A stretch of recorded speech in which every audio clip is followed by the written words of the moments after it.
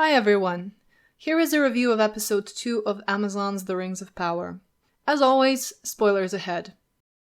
I'm reviewing the most notable things in the show that I personally want to comment on, not all of it, but I also put some emphasis on the costumes, wherever I have something new to say about them. But otherwise, you can check out some of the previous costume videos I made on this topic. They will be linked in the description box below. So this episode starts where the first one left off. Galadriel just keeps swimming, and the Harfoots, Nori and Poppy, find the Meteor Man, and Poppy tries to stop Nori from approaching him, but nonetheless, somehow Nori manages to tumble down to the crater, walks up to the man, and he wakes up, he starts screaming, she starts screaming, but then they both stare into each other's eyes and stop screaming, and he faints again. Nori and Poppy steal a wheelbarrow, put the man in somehow, roll him up the hill, and then they stop there to bicker so that the wheelbarrow can comically roll down the hill with the man in it, and then they just run after him. I said this before, personally, I'm not into that kind of comedy. It felt too shoehorned in, it felt like it belonged into some other show. I just don't like this sort of portrayal of the Harfoots as these ditzy creatures. They really are just a comedic relief, not to mention everything else that is fundamentally wrong with their depiction and with the proto-hobbits as a concept, and with Harfoots being predecessors to hobbits, which makes no sense. It really bothered me that there was so much exposition talk. It was all talking and commenting on the things that we were seeing on screen. For example, Bronwyn and Elrond are exploring that abandoned, burned-down village, and as they walk around, we can see everything, but she still comments something along the lines of, "Oh, the ground is full of cracks, like it was an earthquake here." I mean, sure, if earthquakes also start fires. And then they go into this house and they find a very obvious tunnel, and Elrond points out, "Someone dug this." Really? You don't say. A hole like that didn't just appear in the ground. Like I said in the previous video, the Southlands plot didn't draw me in at all, so I'll just get Bronwyn the Orc Slayer out of the way now. Elrond goes to explore in the tunnel, and Bronwyn returns to the village, and she tries to warn her people that the nearby village is entirely destroyed, that they're in danger, but no silly man believes her, of course, because she's just a woman and it's all just gossip, until she brings them an orc head. She decapitated this orc when he came from under the floorboards in her house and he attacked her and Theo.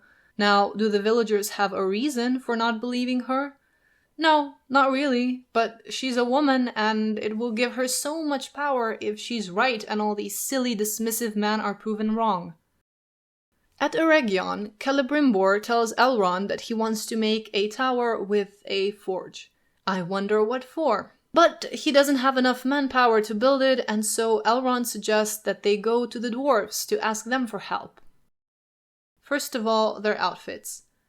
I really don't like this grayish material for Elrond's outfit. It has a very plastic-like appearance. If it was meant to be leather, it should have been a natural color, and if it was meant to be something else, then a different texture.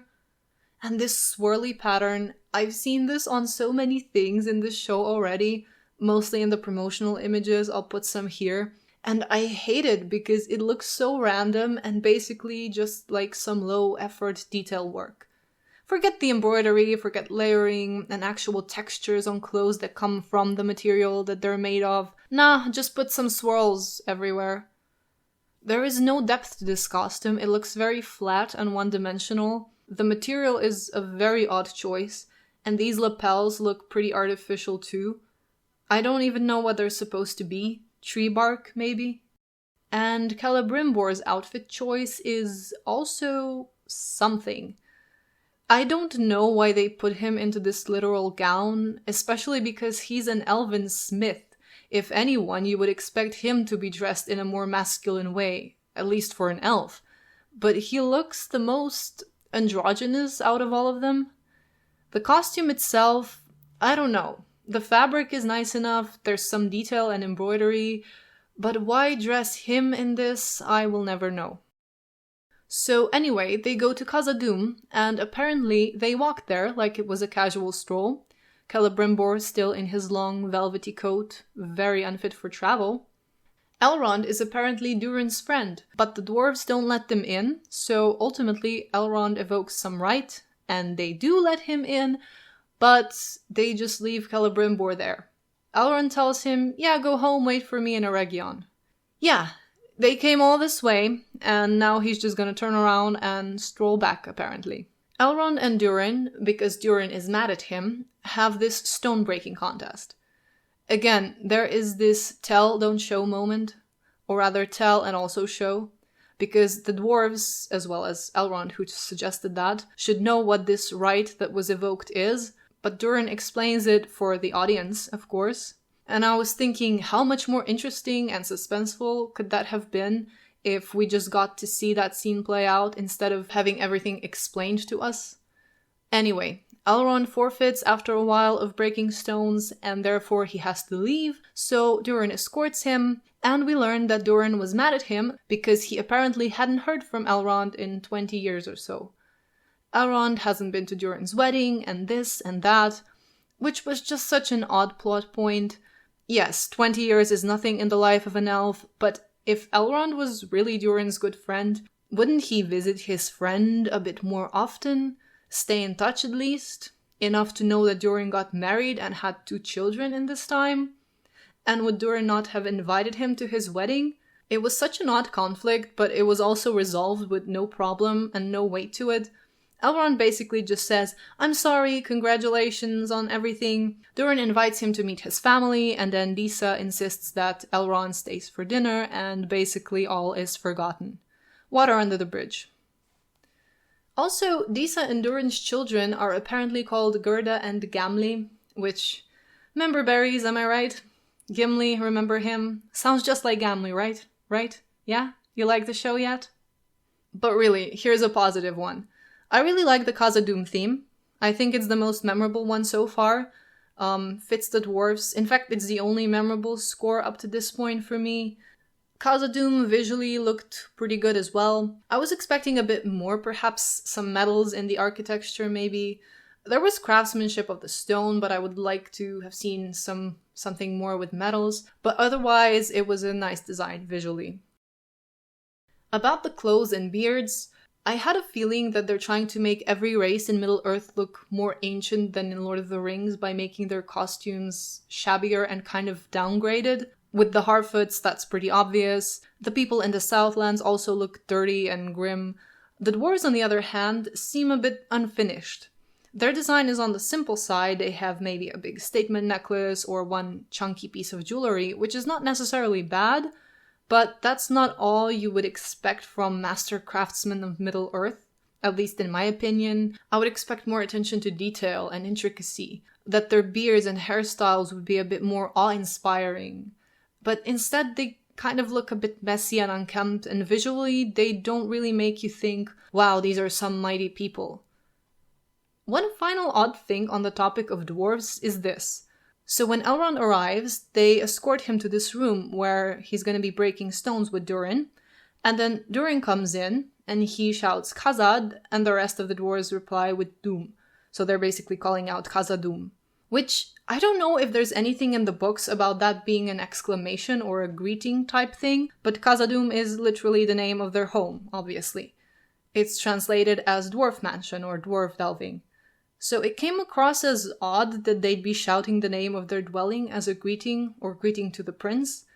It's like saying the name of your town or a castle, I don't know. Was it just me who found that weird? Am I missing something here? Next scene I want to comment on is Galadriel and Halbrand. So Galadriel swims in the vast ocean from where she jumped off the ship, and she happens to come by a raft with some people, one of them being Halbrand. Some don't want her joining them on the raft, but this woman helps her up, and eventually they find out that she's an elf, and that makes them instantly mad. But right at that time, a sea monster swims by. So the woman that just pulled Galadriel onto the raft a moment ago now pushes her into the water because she thinks she led the monster to them. Then Galadriel sees Halbrand basically untying his part of the raft so that he could separate himself from the rest, She swims away from danger, from the sea monster. The monster crushes the raft and kills everyone except Halbrand. Galadriel waits a bit. The monster, which they call the worm for some reason, disappears, and Halbrand on his little raft comes through the mist and pulls her up on board. In one of the later scenes, when they're on this raft together, she says something along the lines of, "I wonder what kind of man would abandon his companions to death." And yet, she swam away just as well, didn't attempt to help, she saved her skin just as well. Fair enough, those people weren't her companions and she was pushed off into the sea, but why does she assume he knew them well just because they were on a ship together? I don't know, I just don't think she has much moral high ground here. It was a life or death situation for all of them. With the costumes, as I said it before, I really dislike how they are filming this in such a revealing way by showing the outlines of Galadriel's body under this semi-sheer dress, gown thing. It completely downgrades and cheapens the character, it takes away any sense of elven grace and magnificence, and it doesn't look like Tolkien's Galadriel. Also, there was this scene where Halbrand reaches into the water and combs his hair back seductively like some TikTok star. Very Tolkien indeed. Later, Galadriel and Halbrand are caught in a storm. She ties herself to a mast and tries to help him, but then a lightning strikes the raft. Only the mast falls into the water with Galadriel, and the rest of the raft and Halbrand are perfectly fine, even though it was a lightning. She falls into the water with the mast tied to her, so she's sinking down, and we get this intro scene from the Vikings. But of course, Halbrand bravely saves her. Maybe she can change him. And they eventually get saved by who is most likely the Númenóreans. I have to be honest, I don't know what sort of format I'll continue these reviews in because I'm really not invested in the plot of the show, and it's making me sad that this series wants to be connected to Tolkien when it's clearly just some fanfiction show with purchased rights to the established names and characters that will draw in the views. For 9 out of 10 scenes, I have to judge something based on nothing because it's made up and has nothing to do with Tolkien's books. So I'm either reviewing it and saying, this is wrong from the start because it's not Tolkien, period, or I give an inch and say, it's not Tolkien, but for what it is, this is good, this is bad, so on and so forth. The original idea was to make costume reviews of this show, and since I was going to make that anyway, I'll probably just exclusively focus on the costumes in my future reviews and not talk about the plot at all.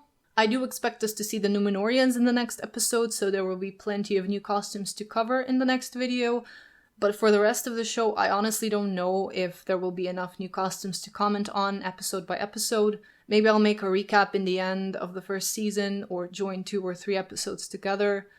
I don't know yet, I'm just brainstorming. Maybe I'll still want to rant about something general that was particularly annoying, or point out something I really liked. But in any case, I will be making more Lord of the Rings content, there will be more Tolkien-related content coming up, various costume commentary and costume sewing videos. Like I said, I don't see much sense in dissecting something that's already dead on arrival. I think these few episodes more than confirmed that for the Rings of Power. That's not to say that I'm raining on anyone's parade. If you enjoy the show, good for you. But subjectivity aside, it's objectively clear that this show is not Tolkien's world, and people who are looking for that are not going to be into it. Thank you for watching. I hope you found something of value in this video, and if you enjoyed the content, I invite you to subscribe to the channel. Let me know your thoughts in the comments below, and I'll see you soon.